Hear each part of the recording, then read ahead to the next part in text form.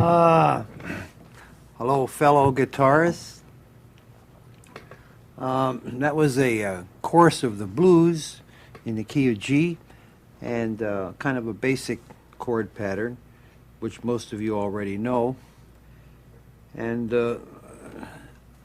to start this tape, I thought I'd play a little couple of courses of the blues. Actually, it was 3 courses, I think. If you notice, I played a little intro. And in the course of my seminars and clinics, for the lack of a better word, clinics, I feel like I'm a doctor or something. I notice a lot of young guitarists that are very good players, but don't seem to know some of the basic procedures in playing with a group or playing professionally or playing before an audience. And one of the things is like learning to take and knowing how to take an intro or taking an intro. I took a little intro on that blues just to show you that you should know how to take an intro on a tune or have some, and it's not necessarily a chordal intro. It can be any kind. It can be single lines. It can be chords, combination. It can be, that happened to be, I think, a 6-bar intro. It can be a 4-bar. Generally, it's a 4-bar or 8-bar intro. And also, one of the other things that the players don't seem to do strong enough that I noticed is that ending a tune, like kind of jamming the last 8 bars or last 4 bars out, knowing like...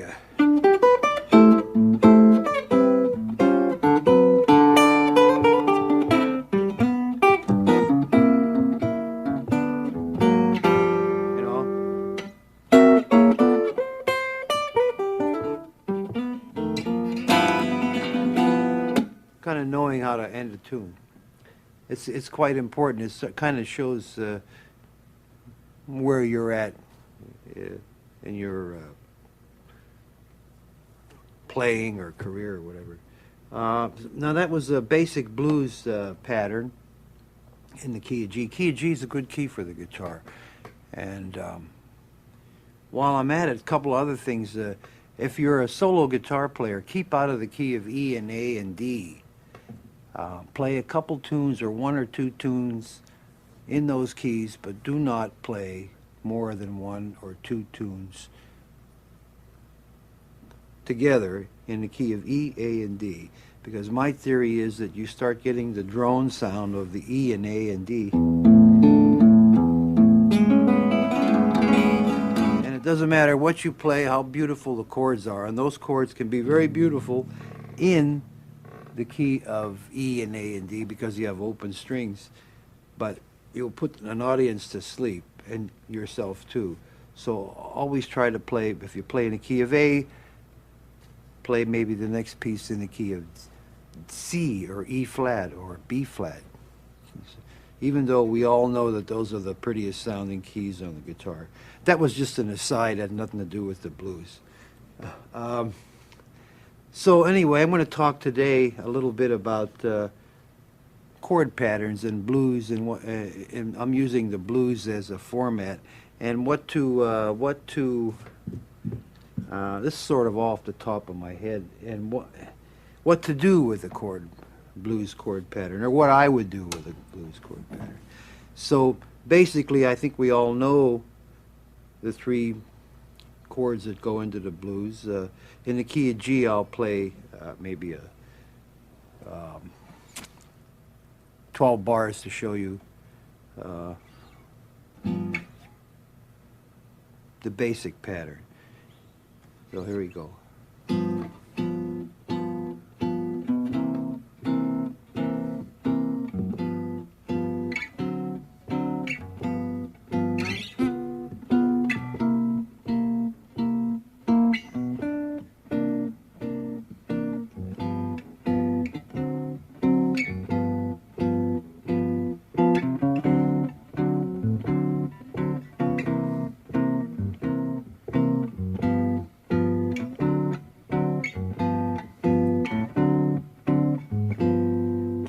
Like that. Now, when I have a 1 chord, you can always use the 5 chord. So, you can always interchange the 1 chord with the 5 chord, and that gives you some motion. But so basically, you have G, C7th, which is a change that you necessarily don't have to use, but I do, and most of the, let's say, big city blues players have this kind of a pattern. The C7, lots of times you go,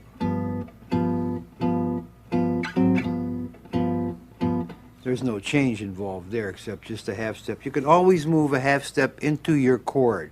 You can always play half step above the chord that you're playing. If it's G, you can always move A flat into G, which, by the way, A flat is the flat 5 of G, or the flat 5 of D, rather, and D, 7th, is the 5 of G. So, see the same voicing? Anyway, so here's, I have to take that to a higher plateau. I like that word, plateau. Let's see.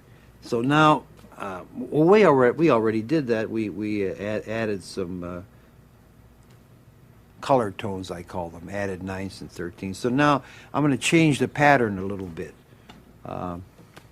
Same pattern, G, and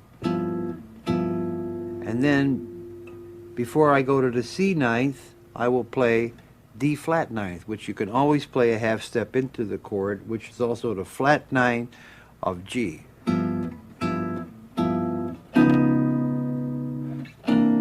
Now you're on your C 9. So normally you would, if you didn't know, you would go.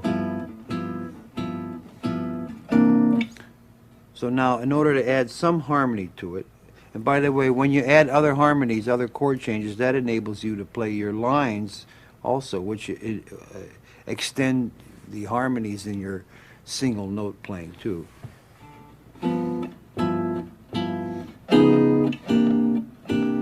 Now, I'm going back to G, so what I will do here is play F sharp 7th, because F sharp 7th is a half tone above G. We have this.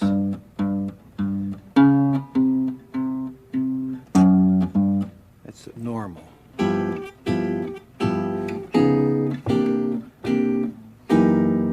Now this F sharp 7th is F sharp 7th with the 6th or a 13th in it, and a flat 9, but it works there because it's the root of G. This G root.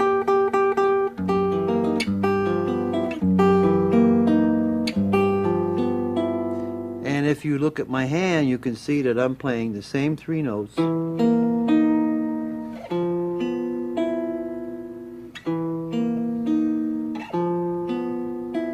So I have a root here, G.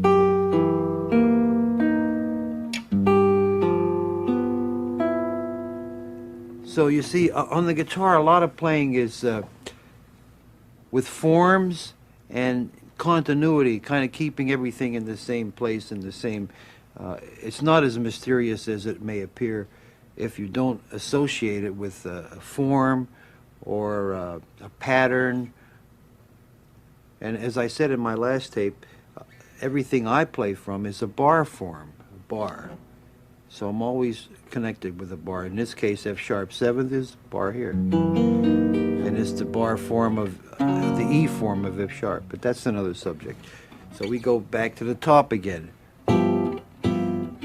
D flat, going to C7. D flat is a kind of a D flat 9th or a 13th. Has to be a dominant sound. Has to be, it cannot be a major 7th sound. To C 9th, to F sharp 7th with the 6th and the flat 9, which is the root of G. Back. Now we're going to go to D 7th, which is the 5 of G. again, we're going to C9, so we play a D flat because you can always move. You can always do that.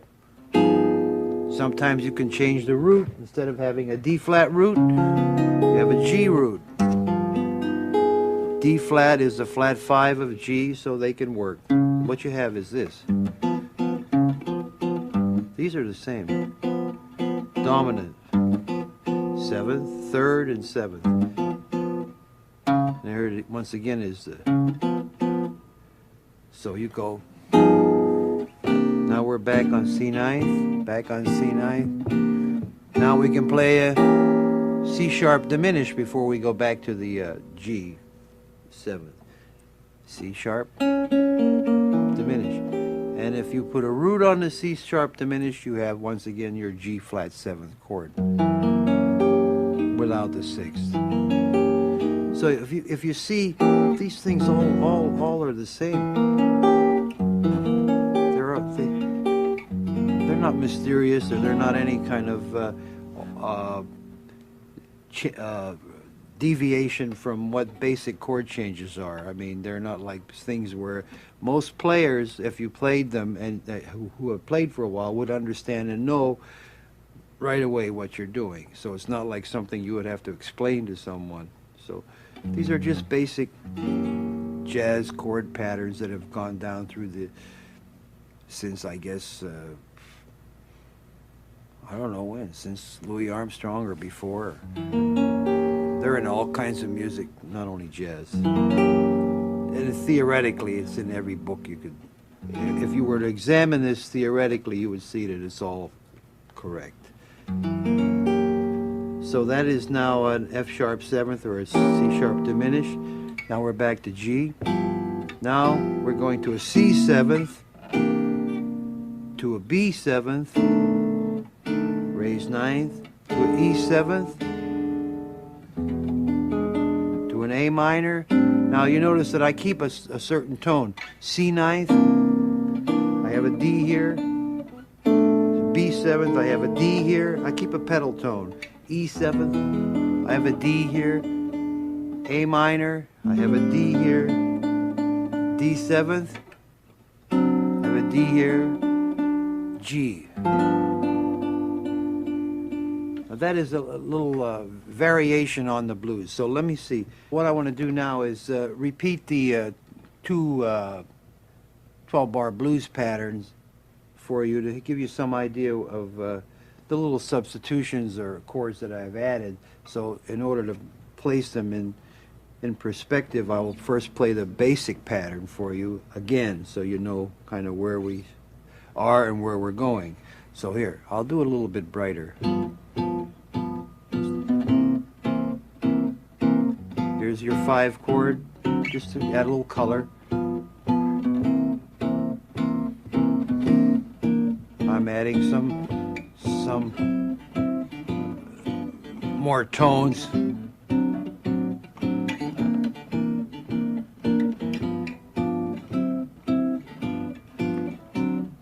That's the 12 bars. Now I'm going to add kind of the more added substitute changes. D flat, G flat, D7th, raise 9th, D minor, 7th, G 7th, C 9th, half step higher, the D flat, diminish, which is also G flat, G 7th, C 7th, B 7th, E 7th, A minor 7th, D 7th, E flat 7th, D 7th, that's one beat, G 7th, D 7th. So that is your basic pattern. Now I will repeat that pattern again and just play some other changes, but basically the same chord, but just some other voicings, let's say. It's now this voicing, instead of playing a G, I'm playing a G 13th. D flat 7 flat 5 instead of C 9th, D G7th, D7th, raise 9, raise 5. Now I'm going to add the, when you have, I know many of you know about the 2-5, the 5 chord that is like D minor to G7th. So I do that.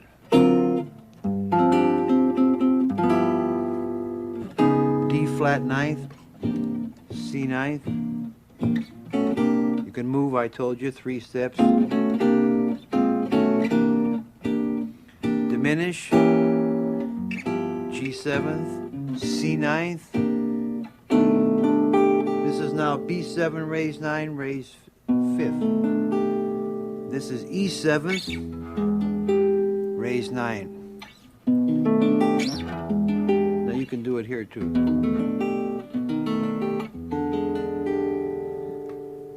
Then it's A minor,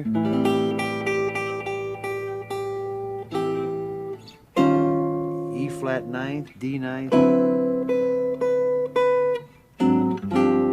sus, the word's G7, sus. Now I'm going to do a different turnaround. Instead of doing this turnaround, which is basically a 5 chord turnaround, I will do a 2-5, I think it's B minor, E7th, A minor, D7.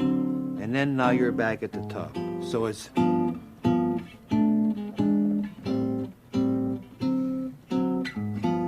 now you're back at the top. Now, let's see. How can I go to explain? Well, one thing you must do when you play chords, whether it's the blues or whatever the tune is, as I said before, you must keep some continuity in your voicing. You don't play changes that are not connected in some way, either with a pedal tone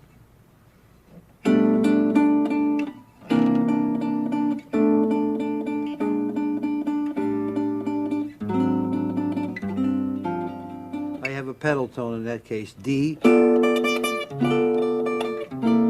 This is G, this is D flat, this is C ninth, this is B augmented, B7th, B7th, raise 9, raise 5, or raise, this is E minor. You see, I always have a pedal tone. So either you keep a pedal tone in your chord or you keep a voice movement, voice leading. This would be B minor 7th, this would be E7th, minor, D7, G, E7, E7, A7, D7, here, G, E7, A7, D7. So I have a voice leading, I have a voice movement, I have a melodic line moving on my chords, and you have to have that, because when you're playing changes, which is a little bit, I'm diverting a little bit from the subject of the blues, but when you're playing chord changes for another soloist, or whether it's a horn player or a piano player or another guitar player, you're not just playing chord changes for this soloist. So you don't think in terms of, well, I have the chords are A, G, F, B, so I just play these chords and wait for my turn to play, which is a lot of guys do. You are actually supposed to be enhancing his playing, feeding him chords, and you're actually supposed to be creating kind of a little melodic chordal movement yourself. I mean, it's not just I'll play these chords and wait until it's my solo. That playing those chord changes is just as rewarding if you're listening to what you play as it is playing a solo with 1,000,000 notes or 3 notes or whatever. Playing the changes, so repeat that, playing the changes is as rewarding if you're listening to what you're doing and moving voices around and trying to make good harmonies, just as much as playing a solo, I find, for me. So now in the blues, I'll do the chord pattern that I give, the second one, which is a little bit more sophisticated than the basic ones. It was kind of bebop blues. And I'll play a couple of courses with chord changes, voice leading, and pedal tones. So we start with G. That's a voice leading.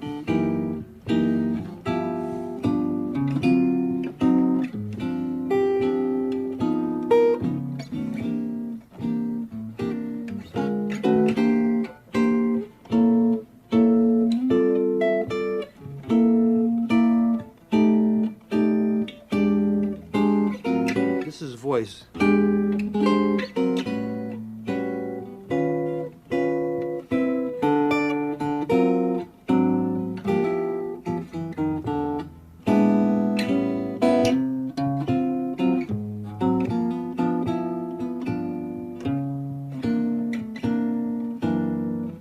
That's F sharp, G, D seventh, all pedal tone.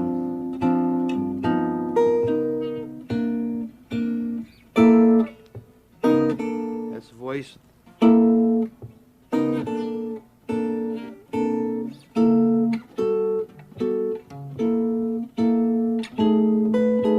That's C, B7.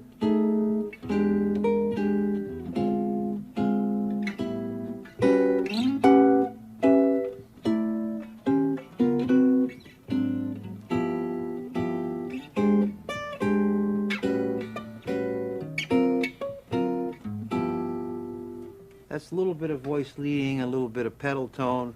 And if you notice, I'm using a lot of the same forms. I call them grips, a lot of the same grips. I'm not playing anything that's like really strange kind of chord changes. They're all bar forms and all basically chords that all guitar players learn and know. See, this is everybody. Even if you play with a pick, you can play this chord. So that's another basic blues pattern. The substitutions are flat 5, D flat going into C, and the substitutions on the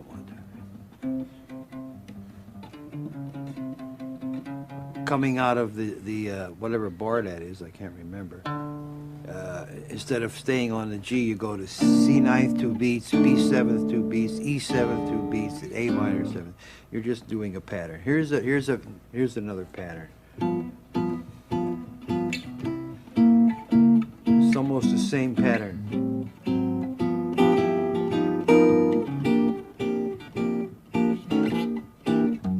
Here's substitution. That is my substitution is C, B, C7, B7, E7, A. Now a lot of times in the blues I substitute dominant 7s for minor 7s. A lot of guys play. That's the first 2 bars. I play C9 substitution in place of this. But this is a pattern too. It's kind of a different, kind of more lightweight. I like mostly, I think blues are based around real strong dominant 7th sounds.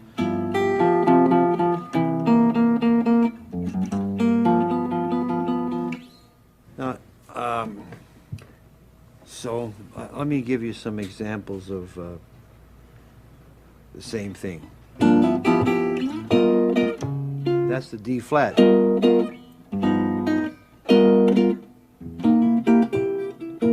Diminisher, F sharp 7th. It's a diminished chord now, and if you made it a 9th, it would be F sharp 7th 9th. But that doesn't sound good. So that's why it's important to make sure that when you play chords that there's common tones in the chords, one you're coming from and one you're going to. Either you're making a moving voice or you have a pedal tone, which is, so those are 4 chords. C 7th, F sharp, no, there was a D flat, which is a common tone, C7, but it has a common tone of B flat in it, F sharp 7th, which is a common tone, which is F sharp 7th or F sharp diminished, and then G 9th, 7 raised 9th, which has a common tone. So now I can get away with playing these. But if I were to play them this way, Let's see.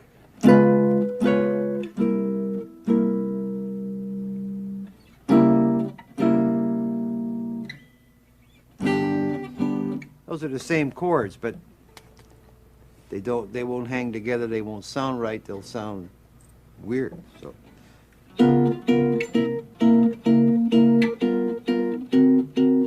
okay, here we go. I keep digressing because it's 1, 2, 3, 4.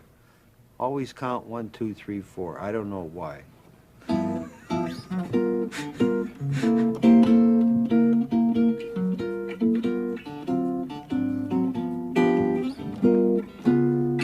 That's C7,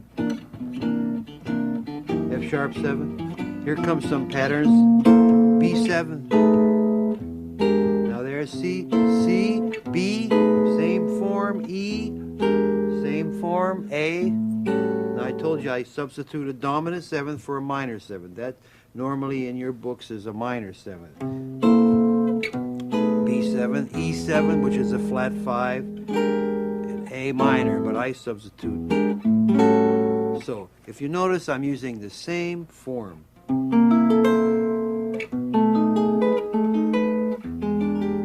I just changed the root.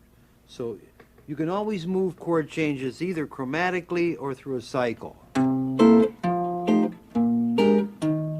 That's a 2-5. All dominants. Those are all dominants. Or you can move them chromatic.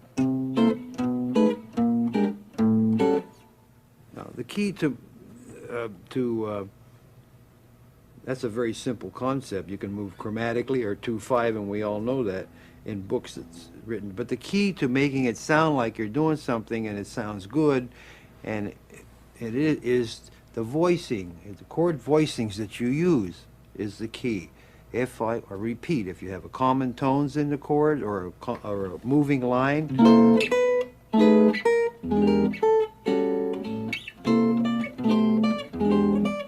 that's the same thing.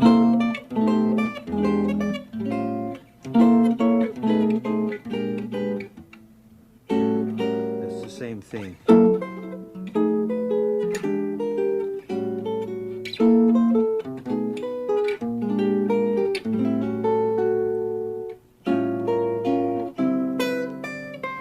D7th, listen.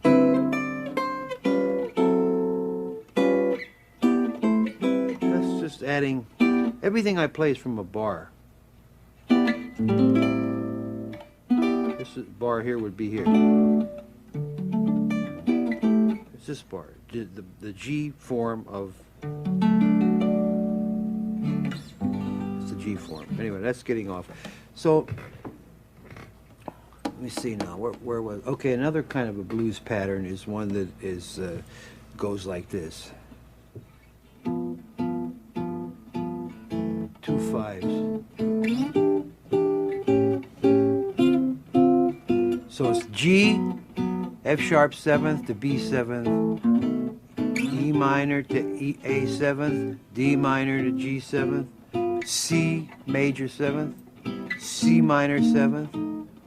B minor 7th to E 7th, B flat minor to E flat 7th, A minor 7th, D 7th, G. There's your turnaround is E, A, D. Now remember, I'm talking mostly about dominant 7th chords. So once again, except for the first chord of this tune, of this pattern, which is kind of another blues pattern, which was back in the 50s and 60s, the bebop days, where they wrote F sharp 7, E minor, A7, 2 5, C major 7th, then they went to C minor, F7, B flat minor, E flat 7, A flat major 7th, did I do that? A minor 7th, D 7th, G 7th, E 7th, A minor, D 7th, so it came out like this.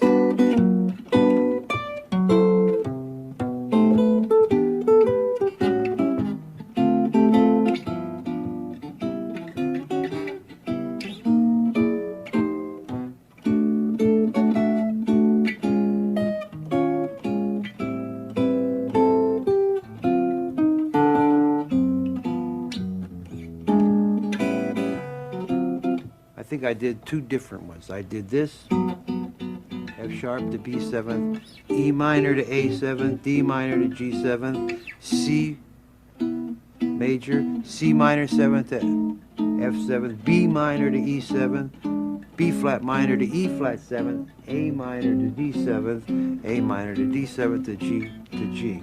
That's the first one I did. Then I did something a little different. Which you can take a lot of liberties with these kind of chord patterns, you know. In this, for instance, G, F sharp minor, B7, E minor, A7, D minor, G7, C. Now here you can change. C minor, F7. Now instead of going to B minor, which is a 2-5 pattern, you can go C minor, F7 to B flat, major. You stay there for a bar. And then you go to B flat minor to E flat ninth for a bar. Then you go to A flat major 7th for a bar.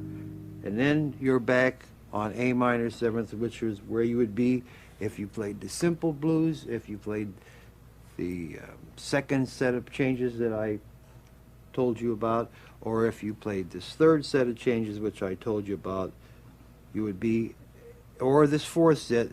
At this point in the chord pattern, you would be on A minor, D7, exactly where you would be on all the other changes. So, you see, you have to sort of think a little bit and look a little bit at what you're playing. And theoretically, maybe you can figure it out, but I'm sure you could. I don't bother with theory because it confuses me. So here goes.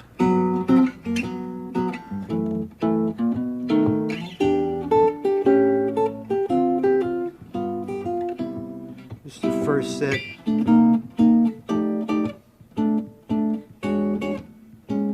Real simple.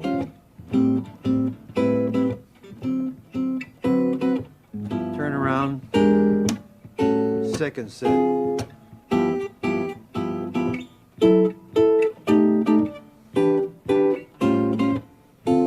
Same chords. C minor, F7, B flat major.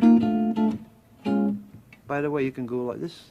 These are things on the guitar that you should know to do.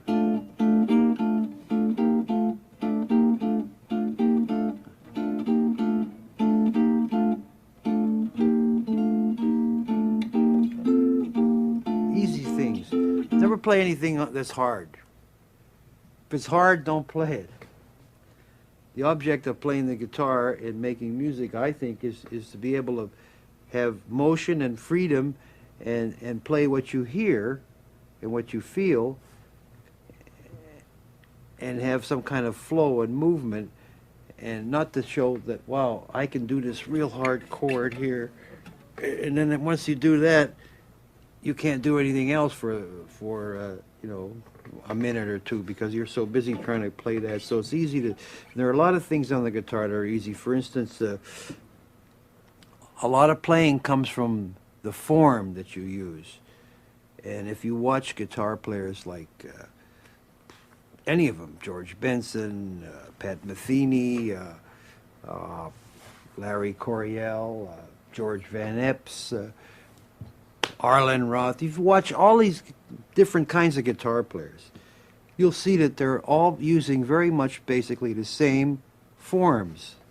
There are certain forms on the guitar that sound good, that have a good intervals between them. They have a good sound. They have a good.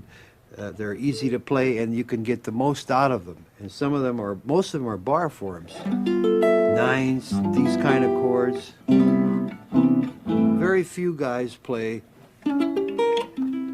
Though there is a whole theory of playing the kind of voicing that is like saxophone voicing, but most of the players use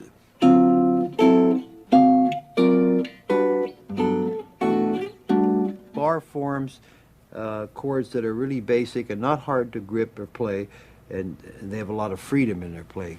So a lot of lines come out of those forms. For instance, if I have this chord, this is a real basic ninth chord.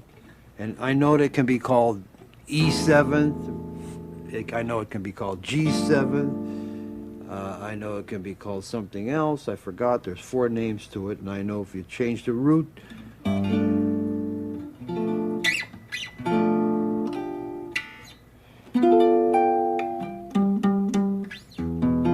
can be called D minor 7th, D minor 6th, E 7th raised to the flat 9, G 7th, something else. But anyway, here's a form. It has a nice sound to it. And you can play lines out of the form without not playing a scale or an arpeggio. You're not playing an arpeggio because there's another way of gripping it, by the way. By the way, don't play any chords with 4 fingers that you can play with 2 or 1. I mean, why tie up? I mean, I like this, but why? In many cases, you don't want to tie up all your fingers. You can't do anything.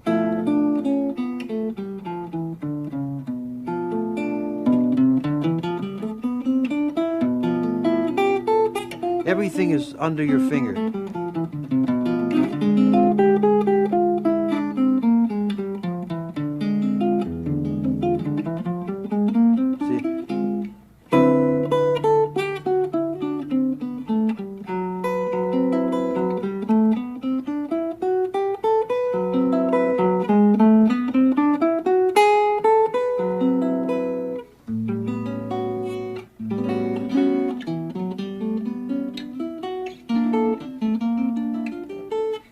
Here, look, look, look.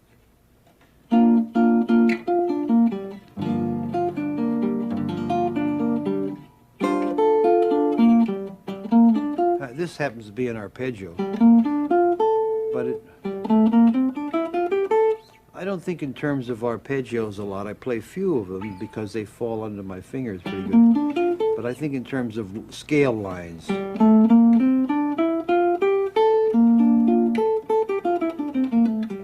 So, here.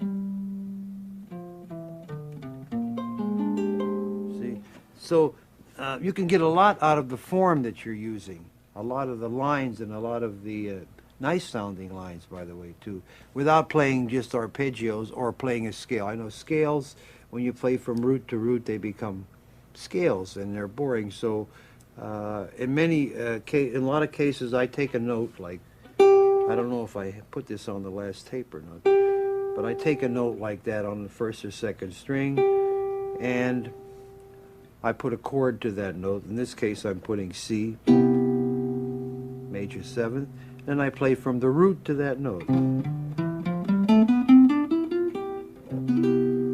this sounds like not a scale, but a kind of a line.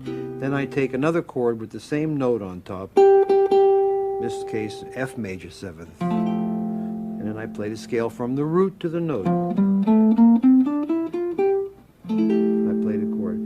Then I put another chord, maybe a B flat 7th, 13th on it. Same note. I play from the root to the chord, to the note. And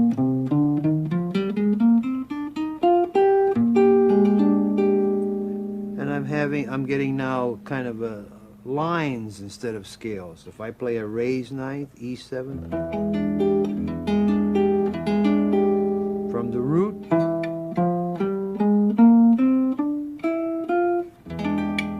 that sound, and you can go on forever, all kinds of chords, changing the note, and you start to get kind of a line, sounds of lines, and more than scales, because scales, I know, end up sounding like scales, and you don't know what to do with them.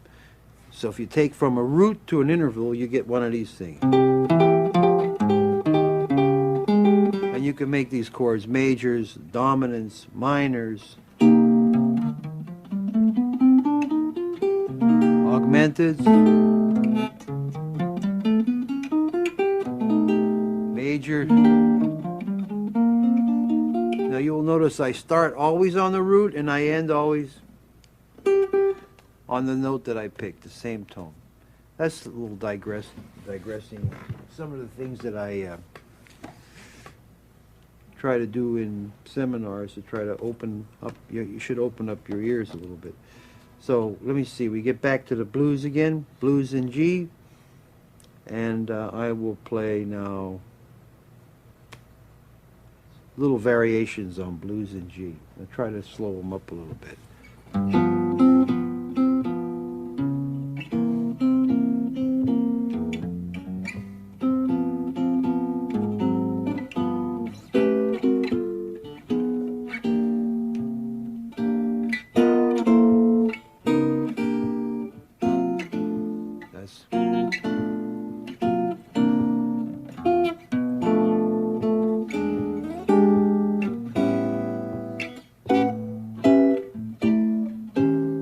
Half step above D7. All diminished chords can be used as dominant seventh chords, and this in this case is a D7 flat 9, which I earlier said don't use a flat 9 in the blues, but I do, so I guess you can. It's just you have to watch where you use it. Don't use it in the blues in conjunction with a raised 9, so you don't want to have this sound. In other words, that. It's not against the rules, it's correct, but it just doesn't sound right. Once again.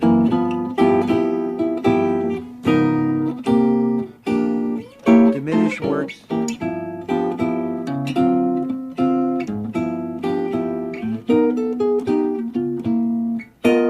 Half tone higher, half tone below.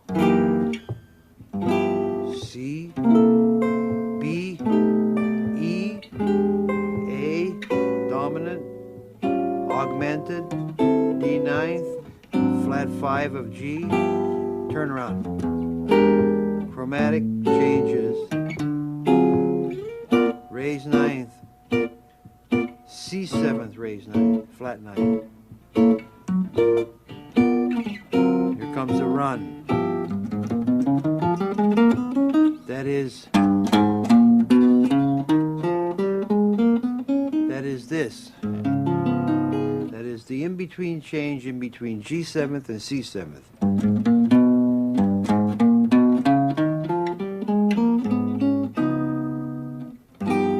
Here it is on the top string.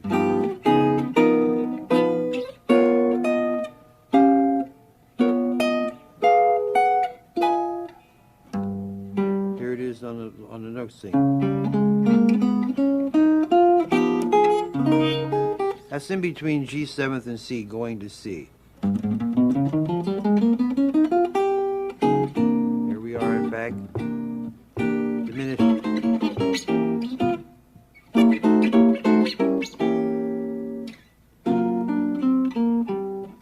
That's your 5 chord.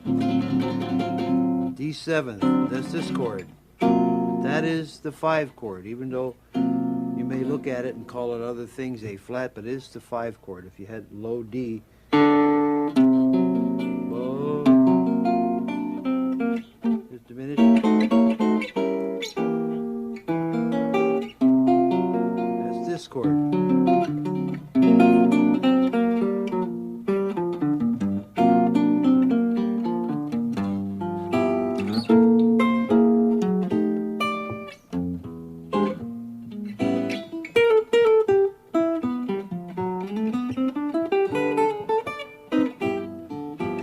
Turn around, that's your E. Calling now, I'm playing a B flat root, but it's your E 7th turnaround with a B flat root. Here is the E, A 7th, D 7th, which is an A flat, flat 5 of D.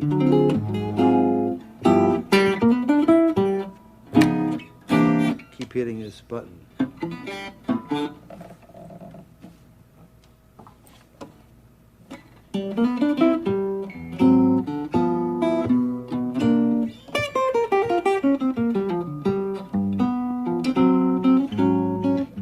That is this business. Everybody has that in the book. But I play it this way. G, A minor. Now instead of going to B flat minor, to B minor, or a lot of you players go like this. Diminish. Some players go. I go back. That's A flat suspension. Because I'm just doing this. I'm doing.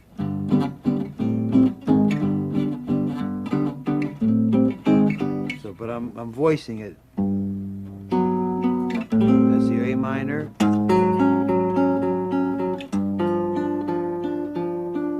So, there's a voice. There's another voice back. So this voice is going. This one is going. So it's.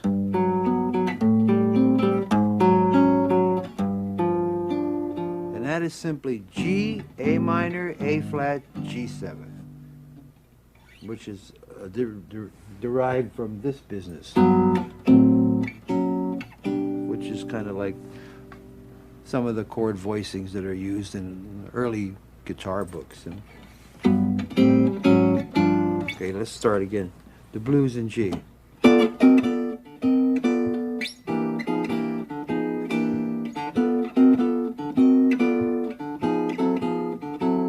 What's that? It's nothing. It's just G7 moving up to A flat. C7 moving up to D flat. Back to G7. Then D flat moving up to D. And why? Because the next change is C7. So.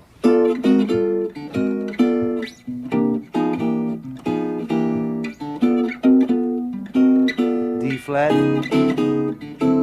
Now.